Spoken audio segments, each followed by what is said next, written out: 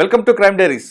ఈ వారం మన గెస్ట్ 1989 బ్యాచ్ పోలీస్ ఆఫీసర్, పేరు డి నాగరాజ్ గారు, SP AIG admin Telangana police. Nagaraj గారు పోలీసింగ్తో పాటు ఎక్కువగా సోషల్ యాక్టివిటీస్లో ఆయన ఎక్కువగా ముందుంటారు. ముఖ్యంగా చెప్పాలంటే మత్తు పదార్థాలపై ఆయన పోరాటమే చేస్తున్నారు. ఫస్ట్ పోస్టింగ్ నుండి పనిచేస్తున్నప్పుడు ఎక్కడైతే మత్తు పదార్థాలు ఉంటాయో ఆయన తన సొంత డబ్బులతో వాళ్ళలో ఆ చైతన్యం కల్పించడానికి కళా బృందాలు ఏర్పాటు చేయడం, రకరకాల కార్యక్రమాలు చేపట్టారు. మరి ముఖ్యంగా చెప్పాలంటే మహబూబాబాద్ డిఎస్పై పనిచేస్తున్నప్పుడు ఆ చుట్టుపక్కల యువత అంతా కూడా మత్తు పదార్థాలకు అలవాటు అవుతున్నారని గ్రహించి వాళ్ళలో చైతన్యం కోసం ప్రత్యేక కార్యక్రమం చేపట్టారు. సాధారణంగా పోలీసింగ్తో పాటు సోషల్ యాక్టివిటీస్లో చేస్తున్న వాళ్ళు చాలా తక్కువ మంది ఉంటారు. అందులో నాగరాజు గారు ఒకరు.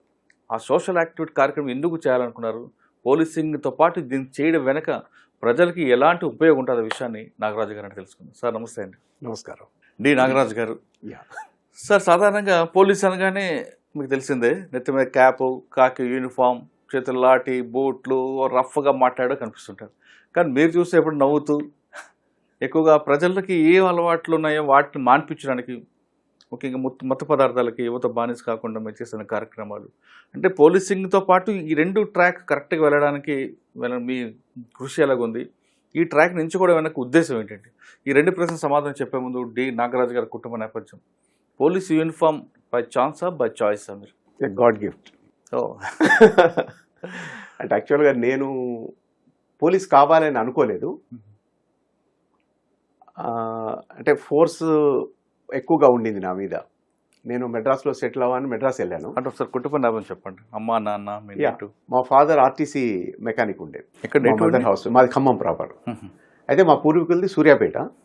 కానీ ఇక మా ఫాదరు ఆ వ్యవసాయం అవన్నీ కూడా నేను చేయలేను, ఉద్యోగం చేయాలి, తర్వాత జనరేషన్కి ఎడ్యుకేషన్ ఇవ్వాలి అని ఒక సంకల్పంతో ఆయన వ్యవసాయం వదిలిపెట్టేసి, అప్పుడు ఆర్టీసీ అని ఉండేది కాదు, ఎన్ఎస్ఆర్టీడీ ఉండేది, Nizam state road railways department. దాంట్లో ఎంప్లాయ్ అనమాట. ఇక అక్కడి నుంచి మమ్మల్ని అందరినీ కూడా ఎడ్యుకేషన్ వైపు తీసుకెళ్ళి, ఆయన first child female child, MBBS చదివించినాడు ఆయన. అట్లనే మా సిస్టర్ కూడా అట్లనే ఎంబీబీఎస్ చదివింది, 1967 గోల్డ్ మెడలిస్ట్. ఆ రకంగా మేము 6 అన్నదమ్ములం, 2 అక్కలు నాకు. ఇక మేమంతా కూడా ఎడ్యుకేషన్ సైడ్ వచ్చిన వాళ్ళమే, అందరు జాబ్ చేస్తున్న వాళ్ళు. నేనే చిన్నవాడిని, అందరు సెటిల్ అయిపోయారు, అందరు ఎక్కడ వాళ్ళు అక్కడ ఉన్నారు హ్యాపీగా. ఓకే, అదే. మెడ్రాస్ అంటారు, ఎందుకు వెళ్ళారు మీరు? మెడ్రాస్ అంటే 1985-86లో నేను హైదరాబాద్లో ఫిల్మ్ ఇన్స్టిట్యూట్లో ట్రైనింగ్ అయ్యాను. ఓకే, ఈ బ్యాక్గ్రౌండ్. ఫిల్మ్ ఇన్స్టిట్యూట్లో అప్పుడు దేవదాస్ కనకాల గారిది ఒక ఇన్స్టిట్యూట్ వెంగళరావు నగర్లో ఉండేది. అంటే వెంగళరావు నగర్ కన్నా ముందు కృష్ణనగర్ లో ఉండేది.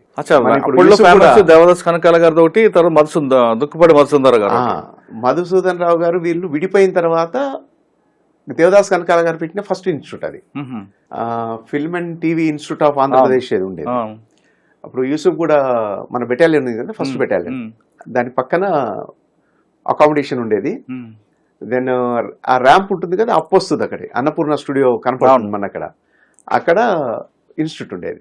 అక్కడ జాయిన్ అయ్యాం. అప్పుడు సరే నటుడు అవ్వాలని కోరిక ఉండింది. కానీ మనం ఇది అంటాం కదా, తాను ఒకటి తలిస్తే దైవం ఒకటి తలుస్తుంది. దాని తర్వాత ఇది 87లో ఈ నోటిఫికేషన్ వచ్చింది. అంటే మేమందరం కూడా ఫ్రెండ్స్ కొంతమంది ఎన్సీసీ చేసాం. ఎన్సీసీ మేమంతా ఫ్రెండ్స్ అంతా కూడా అండర్ ఆఫీసర్ చేసి సి సర్టిఫికేట్ వచ్చింది మా అందరికి. ఇక అందరు ఏం చేశారంటే, నువ్వు అక్కడేం ఉండాల్సిన అవసరం లేదు, మనం ఇది అప్లై చేద్దామన్నారు. అప్లై చేసాం, నాకు జాబ్ వచ్చింది. వాళ్ళంతా మళ్ళీ తర్వాత టీచర్స్గా లెక్చరర్స్గా సెటిల్ అయ్యారు, నేను ఒక్కడిని దీంట్లోకి వచ్చేసాను. సార్, దేవదాస్ కనకాల గారు ఇన్స్టిట్యూట్లో చేయడం అనేది కొంచెం గొప్ప విషయం. అనేది ఏం నేర్చుకున్నారండి మీరు? దేవదాస్ కనకాల గారి ఇన్స్టిట్యూట్లో ఒక్కరే కాకుండా మేడం కూడా నేర్పుతారు. నేను అక్కడ ఏం నేర్చుకున్నా అంటే, యాక్టింగ్ అనేది నేర్చుకోవటం అనేది సహజం ఇన్స్టిట్యూట్లో. కానీ నాకు అక్కడ అసలు జీవితం అంటే ఏంటో తెలిసింది. అంటే అప్పుడప్పుడు ఎడ్యుకేషన్ నుంచి ప్రపంచాన్ని చూసి ముందుగా బయటకు వచ్చాము.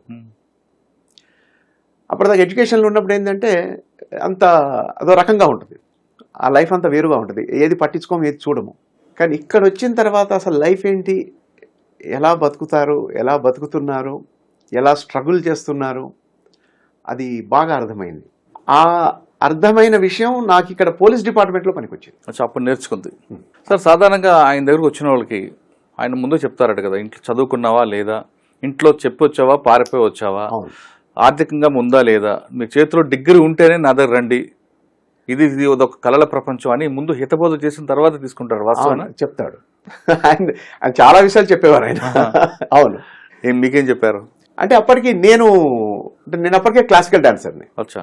మార్షల్ ఆర్ట్స్లో టచ్ ఉంది నాకు, అప్పటికే బ్రౌన్ బెల్ట్ నాది. దెన్ గ్రాడ్యుయేషన్ తర్వాత ఎన్సీసీ ఇవన్నీ ఉన్నాయి నాకు. మా ఫ్యామిలీ మెంబర్స్ కూడా ప్రోద్బలం ఉండే, కాబట్టి అక్కడ నాకు పెద్ద హితబోధలు ఏం జరగలేదు. ఓకే. అంటే నేను ఆర్ట్ సైడే ఉన్నాను కదా, కాబట్టి నాకు అటువంటిది ఏమి ఇబ్బందులు లేవు. సార్ ఇంకొక, మీరు అందరు ట్రైనింగ్ తీసుకున్నారు కదా, ఎంతకాలం తీసుకున్నారు? నేను అప్పుడు ఇక్కడ 1.5 years ఉన్నానండి. ఆయన అంటే యాక్టింగ్తో పాటు యాక్టింగ్లో కొన్ని మెలకులు నేర్పేవారట. అంటే నేను నేర్చుకోలేదు, నాకు తెలియదు, కానీ విన్నాను మీలాంటి వాళ్ళ దగ్గర. ఆయన బెస్ట్ డైరెక్టర్ అండి. అంటే ఫేస్ లోనే ఎక్స్ప్రెషన్స్ ఎలా చెప్పాలి, ఆ కళ్ళలోనే మన డైలాగ్ ఎలా చెప్పాలి, ఒక్కొక్క డైలాగ్ ని ఎక్కడ పాస్ ఇవ్వాలి, ఎక్కడ లూజ్ చేయాలనే విషయం కూడా చెప్తారట. చాలా చాలా డిక్షన్ ఎలా ఉంటుంది, యాక్టింగ్ ఎలా ఉంటుంది, ఎక్స్ప్రెషన్ ఎలా ఉంటుంది. నేను చెప్తున్నాను కదా, best director and best teacher. Madam కూడా, మేడం డాన్స్ క్లాస్ తీసుకునేవారు. మేడం ఇంటరాక్ట్ అయ్యేవారు ఎక్కువగా. మాకు అక్కడ కనెక్టివిటీ లేదు కానీ మా సార్తో ఎక్కువ ఇంటరాక్షన్ ఉండేది. నేను ఒక ఆయన నేర్చుకున్న డైలాగ్ కానీ ఒక యాక్టింగ్ అని చెప్పండి. అయ్యో, అది అయిపోయిందండి, ఇప్పుడు అవన్నీ వద్దు. ఇప్పుడు అది లాంగ్ బ్యాక్ విషయం. ఇప్పుడు అవన్నీ కూడా అంటే నేర్చుకునేవి చెప్పే డైలాగులు కాదు అక్కడ. నేను అదే చెప్తున్నాను, నాకు అక్కడ నేర్చుకున్నది నేను జీవితం గురించి చాలా నేర్చుకున్నాను. ఈ సినిమా డైలాగులు సరే, దాని తర్వాత మేమందరం కలిసి వెనక ముందు అందరం వెళ్ళాం మెడ్రాస్కి, అక్కడ స్ట్రగుల్ చేద్దామని.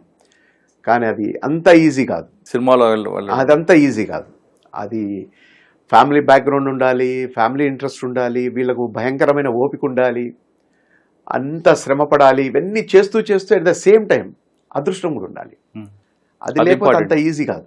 ఇవన్నీ ఉన్న ఆ కార్నర్ ఉండాలి మనకి. అందుకే అంటారు కదా, ఆకాశం అంత కృషి ఉన్నా ఆవగింజంత అదృష్టం ఉండాలి అంటారు. అది లేకపోతే క్లోజ్. అంటే మరి ఆయన 1.5 years నేర్చుకున్నప్పుడు ఎక్కడ ఏ సినిమాలో అవకాశం ఇవ్వలేదా మీకు, ఇప్పించలేదా? లేదు, అక్కడ అలా సినిమాల ఆఫర్స్ అనేది అక్కడ ఉండదు. అక్కడ నేర్పించటమును, విషయం చెప్పటము, దాని తర్వాత ఎవరి ప్రయత్నం వాళ్ళు చేసుకోవటము, అక్కడ సక్సెస్ ఎలా ఉంటుంది అనేది వాళ్ళు చూసుకోవటమే, అంతే. అచ్చా. అక్కడ అంత ఈజీ కాదండి అది. మనం ఏదో 100 రూపాయలు 200 రూపాయలు టికెట్ పెట్టి వెళ్ళి కూర్చొని ఓ 2 గంటల సినిమా చూసి ఇది బాగుంది, ఇది బాగాలేదు, ఇదేంది ఇలా చేశాడు అన్నంత ఈజీ ఉండదు అది. సరే, మీరు కొన్ని జీవితాలు వెళ్ళిపోతాయి అలాగా చూస్తూ చూస్తూ. అదొక దీర్ఘకాల యుద్ధమే అది. అవునండి.